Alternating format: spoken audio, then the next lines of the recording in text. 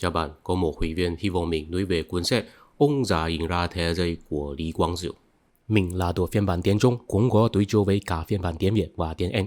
Mình vốn là nghĩ rằng những nội dung liên quan đến Việt Nam sẽ bị xóa bỏ trong phiên bản tiếng Việt, nhưng mà hóa ra là không có. Mình có một chút ngạc nhiên. Dù sao, trong video hôm nay, mình sẽ không bàn luận về những nội dung về Việt Nam mà là về Trung Quốc và Singapore. Trong đó, chúng ta có thể nhìn thấy vĩ đại như Lý Quang Diệu thật ra cũng có điểm mù. Cuốn sách này là xuất bản vào năm 2013. Trong đó, Lý Quang Diệu dự đoán Trung Quốc sẽ triển khai cuộc dân chủ hóa trong nội bộ đảng, nhưng ông ấy dự đoán sai lệch, tại vì Trung Quốc là đi hơn ngược lại, tức là cuộc sùng bái cá nhân. Ngoài ra, công thức thành công của Lý Quang Diệu thật ra chỉ có nghĩ về cơ chế hành chính và cơ chế thị trường, trong đó không biết sự quan trọng của cơ chế phong kiến, hay nói là cơ chế cộng đồng công đức, nói chung không biết cộng đồng nhỏ rất quan trọng, vì vậy ông ấy chỉ có thể than thở bất lợi về vấn đề Singapore. Đối với mình, nếu phải hiểu biết quan điểm của Lý Quang Diệu, thì trước tiên nên hiểu biết bối cảnh xuất thân của ông ấy. Trong cuốn sách, ông ấy có chấp nhận rằng ông ấy không phản đối tôn giáo, cũng không tin bất cứ tôn giáo, nhưng mà đồng thời chấp nhận mình là một người theo Phật giáo trên danh nghĩa. Tức là nếu chính phủ muốn đăng ký, ông ấy sẽ đăng ký mình là người theo Phật giáo. Ông ấy cũng có gìn giữ thói quen của người Hoa, tức là có thờ cúng tổ tiên và chào mừng những ngày lễ truyền thống. Nhưng mà có một điều thú vị là phu nhân của ông ấy là Khoa Kiều Chu. Qua để sân hấp ông ấy 5 năm. Khi nói về phu nhân, ông ấy nói rằng mình không có hy vọng gì cả. Tất cả những gì còn lại là tro cốt của bà ấy. Và sau khi mình qua đây, cũng chỉ còn lại tro cốt, không có khả năng gặp lại nữa. Trong video tuần trước, mình có đưa ra 3 thái độ trong thế giới hiện đại. Thái độ nhân nguyên của Hegel, thái độ song nguyên của Kant và thái độ hoài nghi của Hume. Bản thân Lý Quang Diệu tất nhiên là không có thái độ nhân nguyên của Hegel, tại vì ông ấy là nổi tiếng vì rất thực dụng, không có tư duy cách thức hóa. Ông ấy cũng không theo tôn giáo một cách nghiêm túc, cho nên chỉ có một khả năng, ông ấy là thiên về thái độ hoài nghi của Hume, biết giữ cân bằng giữa lý tính và tình cảm. Nhưng mà một bên khác, ông ấy vẫn từng là gìn giữ phong tục tập quán của xã hội người Hoa. Trong đó, ông ấy có nêu ra một điều mà có lẽ sẽ khiến tranh cãi.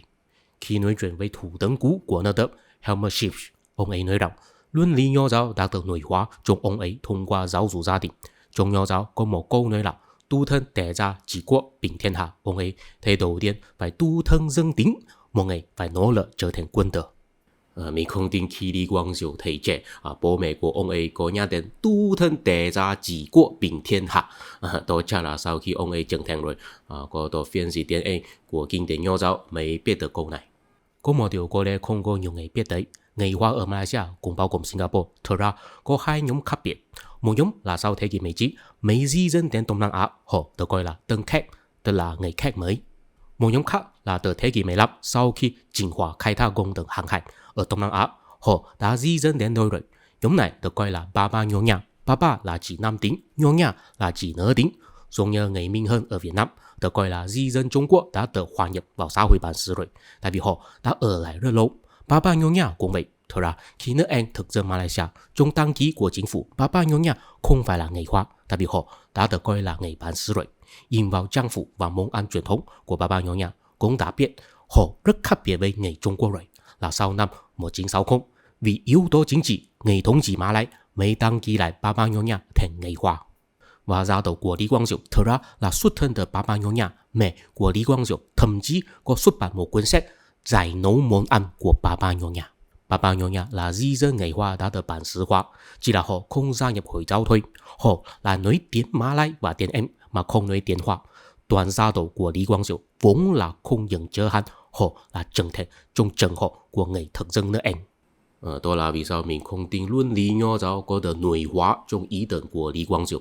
Có một điều chớ trêu là người Hoa như mình là bị thế lực Trung Quốc phát minh thành người Hoa, còn người Hoa như Lý Quang Diệu thì là được phát minh mình là người Hoa. Có lẽ cũng không có nhiều người biết đấy. Tuy Lý Quang Diệu là sau 50 tuổi mới bắt đầu học nói tiếng phổ thông, nhưng trước khi đó ông ấy đã biết nói tiếng Phúc Kiến. Nhưng tiếng Phúc Kiến cũng không phải là tiếng mẹ đẻ của ông ấy, chỉ là khi đó ở Singapore cũng bao gồm quê hương của mình, Johor Bahru ở Malaysia. Trước khi tiếng phổ thông trở thành ngôn ngữ chủ lưu, tiếng Phúc Kiến là ngôn ngữ chủ lưu giống như ở Việt Nam, tiếng Quảng Đông là ngôn ngữ chủ lưu của xã hội người Hoa. Nếu các bạn có đọc cuốn sách thì chắc sẽ lưu ý đến Lý Quang Diệu có rất tự hào một điều là ông ấy có triển khai chính sách động viên người Hoa Singapore nói tiếng phổ thông, làm truyền thống phân công bị biến mất. Thậm chí khi già rồi, khi con trai Lý Hiển Long đã làm thủ tướng rồi, muốn hồi phục một số chân chính phân công trong đài truyền hình, cũng bị Lý Quang Diệu phản đối. Ông ấy nói đó là một thoái bộ. Nhưng mà có một điều trớ trêu là có lẽ cũng không có nhiều người biết đấy. Ở cả Singapore và Malaysia có nhiều người Hoa của thế hệ cũ rất ghét Lý Quang Diệu. Tại vì ngày xưa ở Singapore có một trường đại học nam giới, nó là đại học bằng tiếng Trung, có chức năng bồi dưỡng giáo viên cho trường trung học và tiểu học tiếng Hoa. Nhưng đến năm 1980 bị Lý Quang Diệu đóng cửa. Trong đó có hai lý do.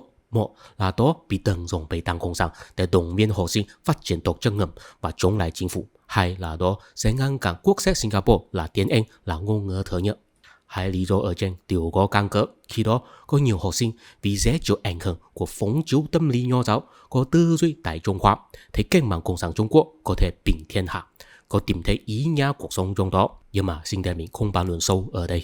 Lý do thứ hai cũng đúng, sử dụng của trường đại học tiếng Hoa là bằng với các đoạn kèm bồi dưỡng nghề tiếng Hoa tiếng Hoa, làm dân tại Singapore chắc phải tốt nghiệp từ trường đại học tiếng Anh và nói tiếng Anh trong công việc, thì tiếng Anh sẽ tự nhiên biến thành ngôn ngữ thứ nhất của toàn quốc. Nhưng mà ở đây các bạn có nhìn thấy một điều kỳ lạ không? Lý Quang Diệu vốn là biết nói tiếng Phúc Kiến, nhưng sau đó bắt buộc mình đi nói tiếng Hoa. Không chỉ là vậy, cũng bắt buộc người ta cùng nói tiếng Hoa, không nói phân ngôn. Nhưng đồng thời, khi nhìn thấy có người muốn quảng bá tiếng Hoa thì sẽ ngược lại lo lắng đó sẽ không tốt cho xác định địa vị thứ nhất của tiếng Anh. Đã xác định tiếng Anh là cả ngôn ngữ công tác và ngôn ngữ quốc gia rồi, sau mà phải gây phiền thì quan tâm người ta là nói tiếng Hoa hay phân ngôn. Đó là bạn bè ở Việt Nam đã xác định tiếng Việt là ngôn ngữ dân tộc rồi, sau mà phải gây phiền thì quan tâm những người Hoa ở Việt Nam là nói tiếng Quảng Đông hay tiếng phổ thông. Có ý nghĩa gì? Tại sao không trực tiếp cấm nói tiếng Hoa, bắt buộc toàn dân chỉ nói tiếng Anh? Trong video hồi trước, mình từng có nêu ra một điều là sở dĩ Lý Quang Diệu yêu cầu người Hoa Singapore học nói tiếng Hoa là vì Singapore là một nơi giao lộ của phương Đông và phương Tây. Nếu người Singapore chỉ biết nói tiếng Anh thì sẽ bị người phương Tây coi là vô dụng. Tại vì dù người Singapore nỗ lực như thế nào, tiếng Anh của họ không có khả năng tốt hơn người Anh và người Mỹ, cũng không có khả năng hiểu biết văn hóa phương Tây nhiều hơn người phương Tây. Người phương Tây có nhu cầu một nhóm người biết nói tiếng Anh mà hiểu biết tình hình phương Đông để làm người trung gian cho họ. Đó là vì sao Lý Quang Diệu biết rằng người Singapore không thể chỉ biết nói tiếng Anh, và vì muốn biểu hiện mình có hiểu biết tình hình phương Đông thì biết nói tiếng Hoa tất nhiên là tốt hơn chỉ biết nói phân ngôn. Nói đơn giản là chính sách ngôn ngữ của Lý Quang Diệu hoàn toàn là mang mục đích công lệnh, và đó chính là tiền mục của Lý Quang Diệu. Tại vì tiếng Hoa là ngôn ngữ của cơ chế hành chính, còn phân ngôn thì là ngôn ngữ cộng đồng nhỏ của người Hoa. Khi Lý Quang Diệu nói rằng mỗi người nên nỗ lực trở thành quân tử, ông ấy tất nhiên là nói bằng tiếng Anh, nguyên văn là gentleman, tất nhiên quân tử cũng là phiên dịch chuẩn cho gentleman. Nhưng mà có phải có một khả năng là Lý Quang Diệu là chịu ảnh hưởng của giáo dục gentleman của trường học người thực dân nước Anh trước, sau đó lại lý giải nó thành ảnh hưởng của luân lý nho giáo?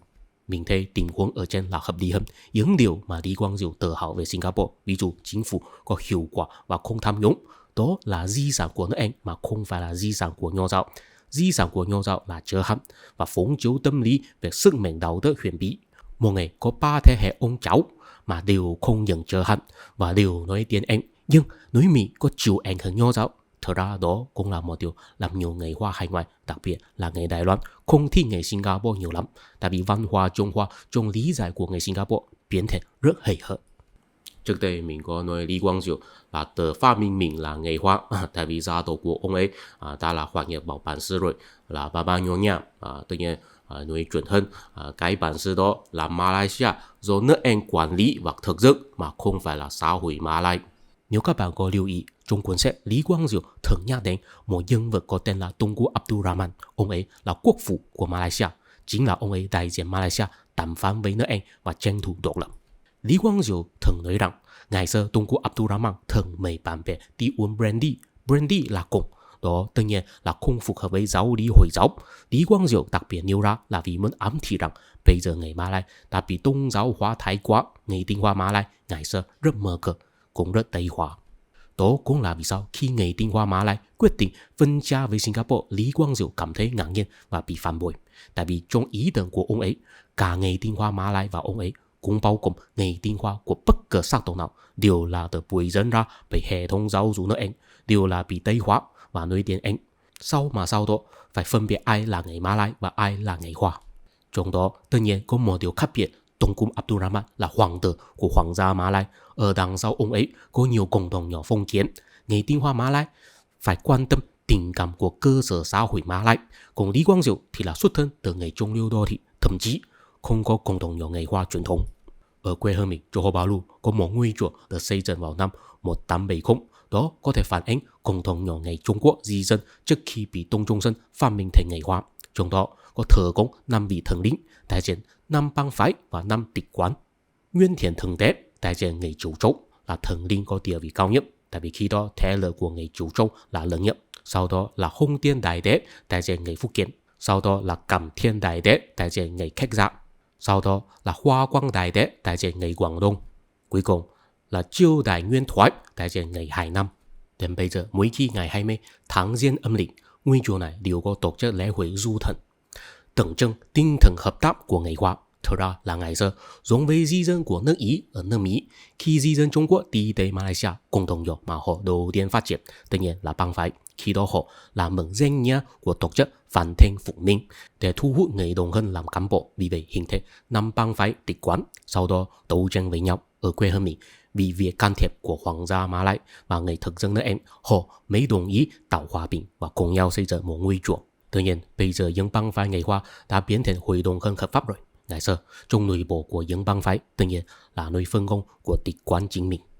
Thế bây giờ các bạn có biết tại sao Lý Quang Diệu có thể không tôn trọng phân công mà kiên trì đồng biên nói tiếng Hoa chưa? Tại vì Lý Quang Diệu không có gắn kết với bất cứ cộng đồng nhỏ người Hoa như vậy.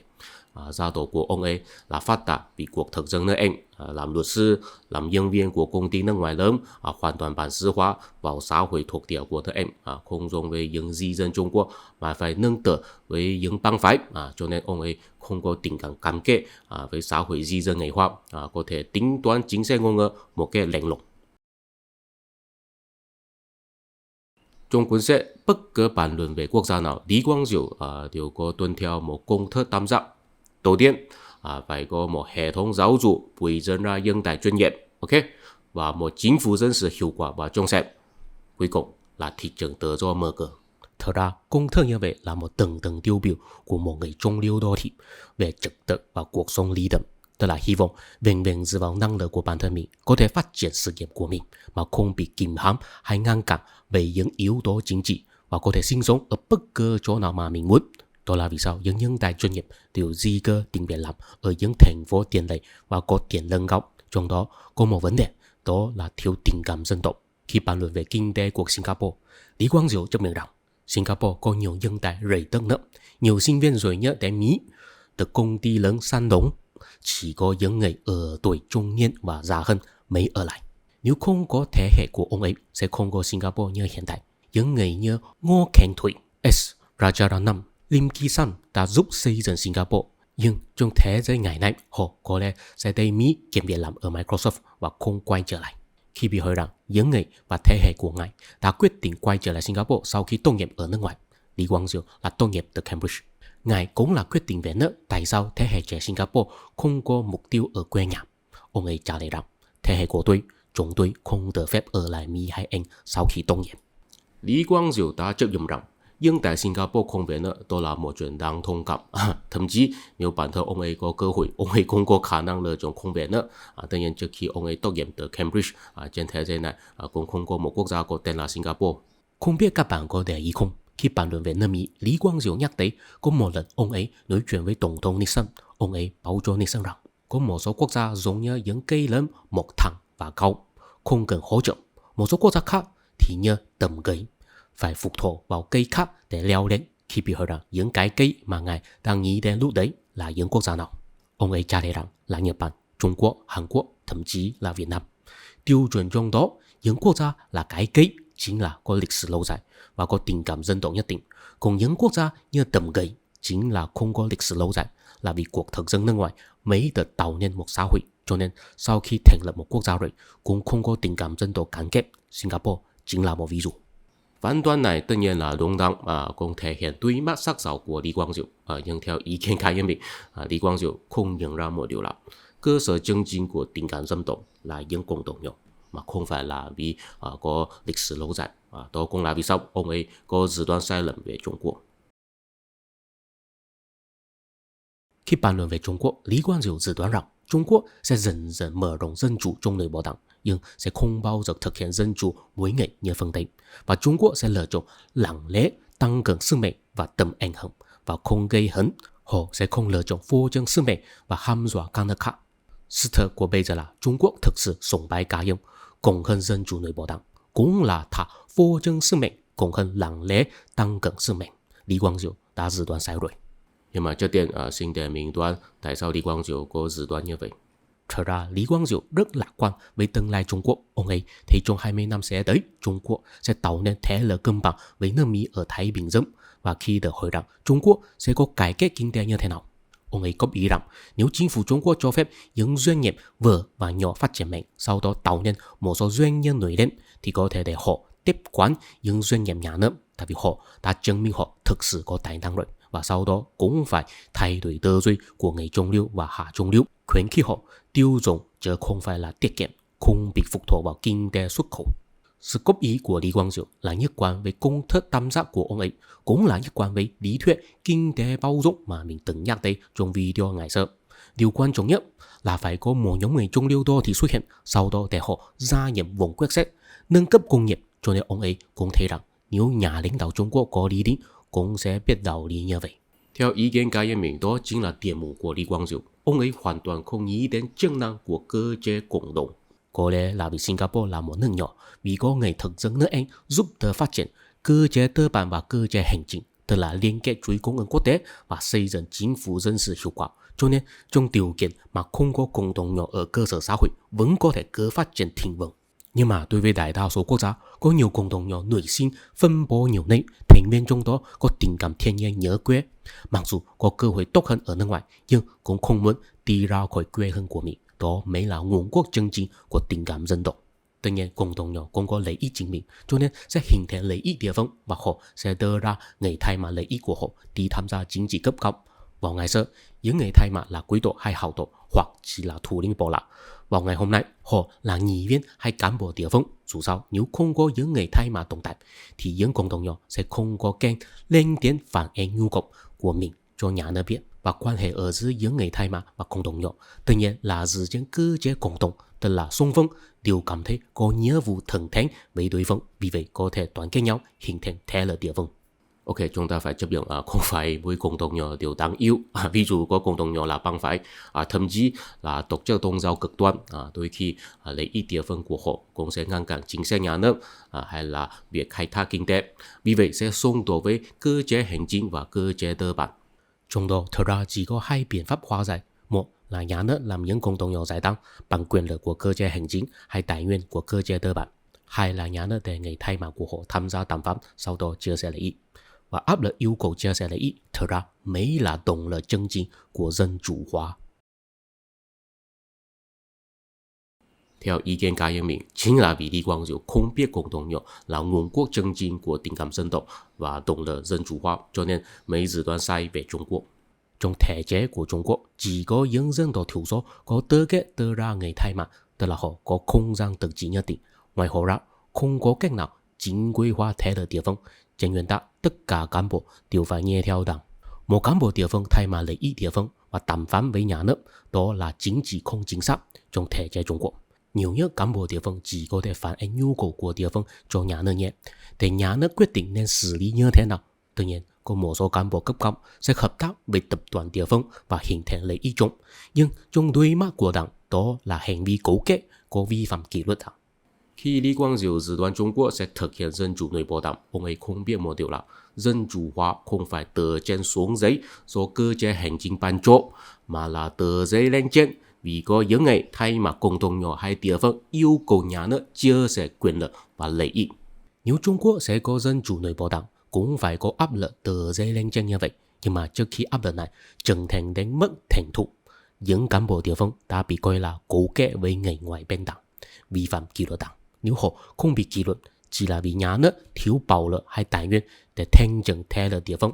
Và như vậy, đó cũng có nghĩa là ở địa phương xuất hiện nhiều thổ hoàng đế, chính phủ trung ương đang mất kiểm soát và có xu hướng diễn biến thành quân phiệt các cỡ. Nói đơn giản là nếu Trung Quốc không tập quyền hóa thì không có khả năng duy trì sự thống nhất.